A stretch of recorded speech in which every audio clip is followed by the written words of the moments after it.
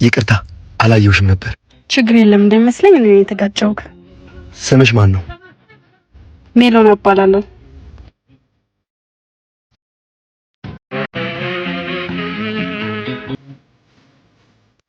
ምን ነው ስሜ ሳትዘጋጅ እንደገባው የፈተና ጥያቄ ተምታታብህ?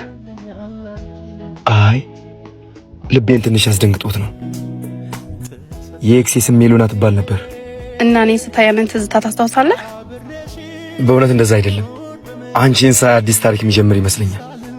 የሰው ልጅ ስማቸው ሊመሳሰል ይችላል፣ ልባቸውና ታሪካቸው ግን ፈጽሞ የተለያየ ነው። አስተዋይ ትመስላለህ። ምክንያቱም ሰውን በቀድሞ ቁስል መለካት አይገባም። አዲስ ሰው አዲስ ደስታ ሊሰጥ ይችላል። እና አዲስ ታሪክ እንጀምር። ግን አንድ ቅድመ ሁኔታ አለ። ምን? ይህ ታሪክ ከቀድሞ የተሻለ መሆን አለበት። እናያለን። የስምሽን ትርጉም ንገሪኝ። ሁሉን ከነገርኩማ ጥሩ አይመጣም። ሳሚን ቀን ይውጣልኝ መስከረሜ ይጥባ ከፍቅርሽ ልገናኝ ከነፍስሽ ልግባ